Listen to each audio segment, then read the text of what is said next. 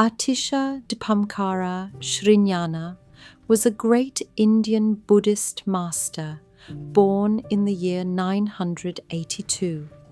He became one of the most respected scholars of his time, trained in both deep meditation and philosophical debate.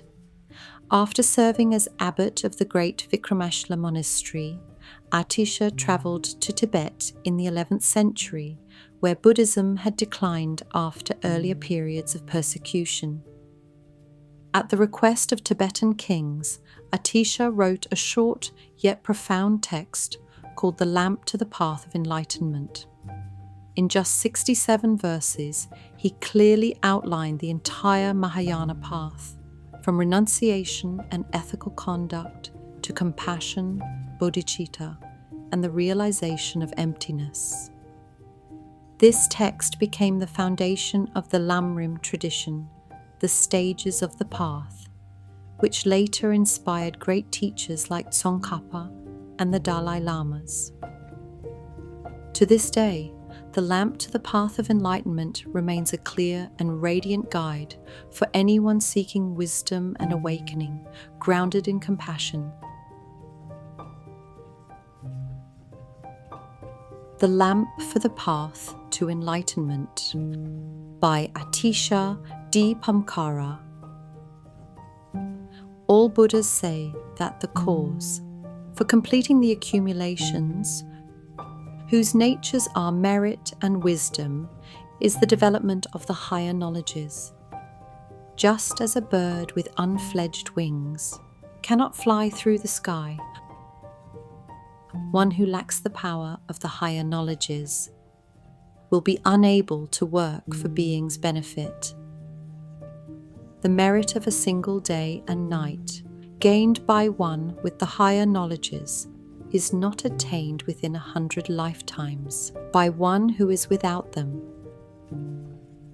Those who desire to swiftly complete the accumulations for perfect enlightenment will accomplish the higher knowledges through effort, not through laziness.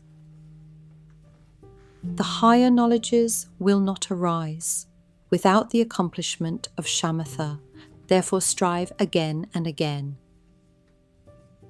To accomplish calm abiding, as long as the requisites for shamatha are weak, even if you were to meditate, with great effort for thousands of years, still you would not accomplish samadhi.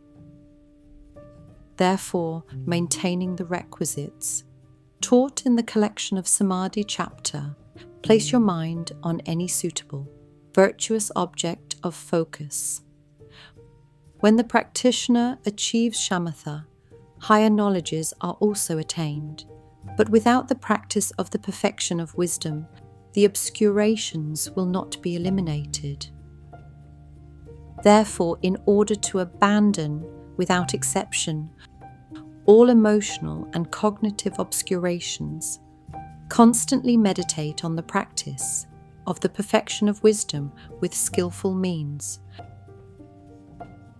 Wisdom without skillful means, and skillful means without wisdom, are said to be a form of bondage.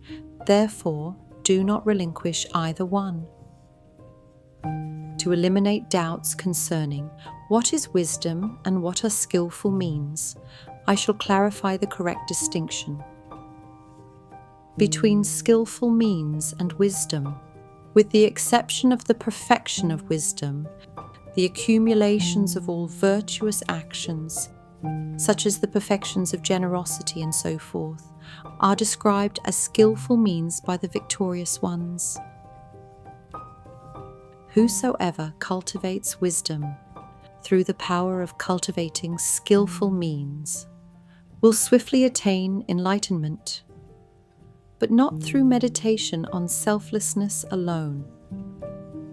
What we call wisdom is thoroughly explained as an understanding of the emptiness of inherent existence, the realization that the aggregates, elements, and sense sources are unproduced.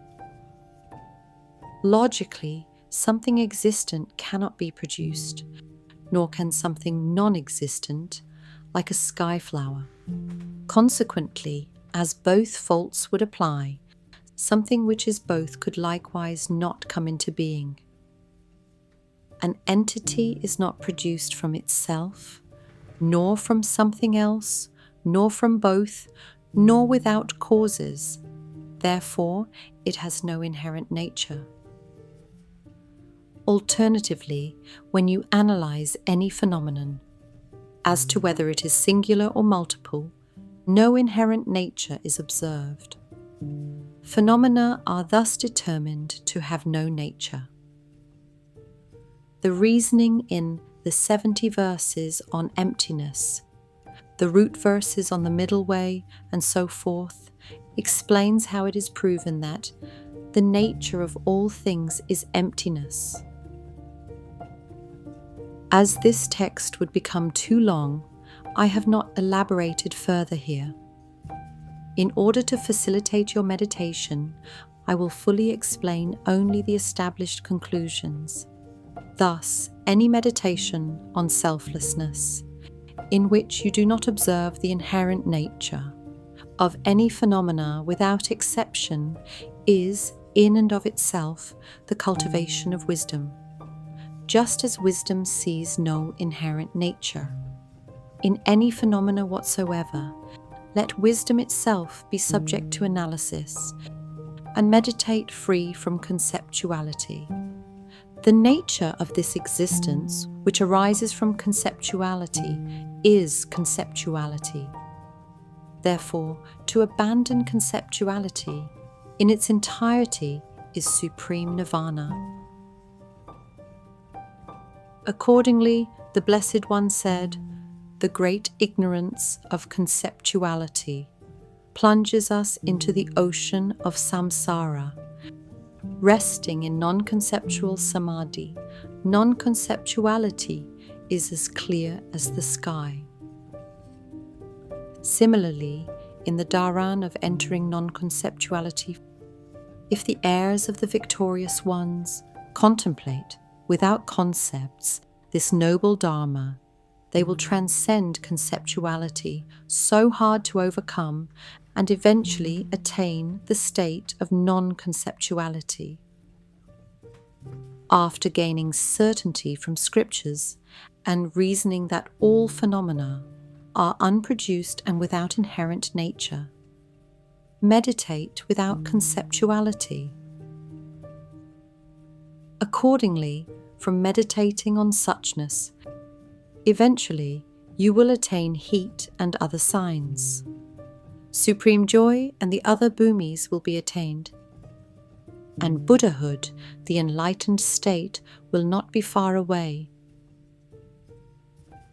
If you wish to fully perfect the accumulations for enlightenment with ease, through pacifying, enriching, and the other activities accomplished by the mantric powers, through the power of 8 great accomplishments, through accomplishing the fine vase and others.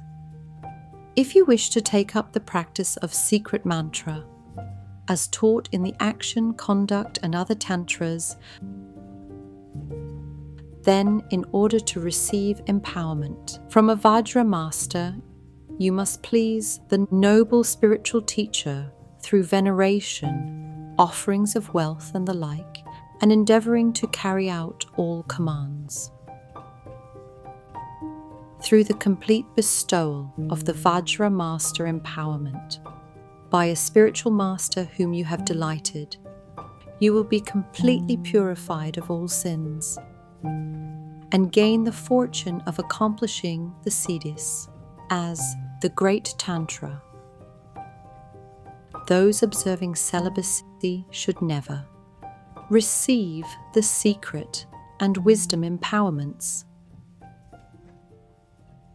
If those practicing celibacy and asceticism were to receive those empowerments, they would be obliged to practice what is forbidden, and their vows of austerity would thus deteriorate. This creates a downfall which would defeat those practicing yogic discipline, as they would be certain to fall into the lower realms, they would never gain accomplishment. For those who have received the Vajra Master empowerment and have knowledge of suchness, there is no fault in receiving or teaching any tantra, performing fire pujas, offerings, and so forth. At the urging of Jangchub O, I, the elder Dipamkara Shri, have concisely explained the path of enlightenment as I've seen it taught in the sutras and other Dharma teachings. This concludes the lamp for the path to enlightenment, composed by the great master Dipamkara Shrijnana. Thank you for listening.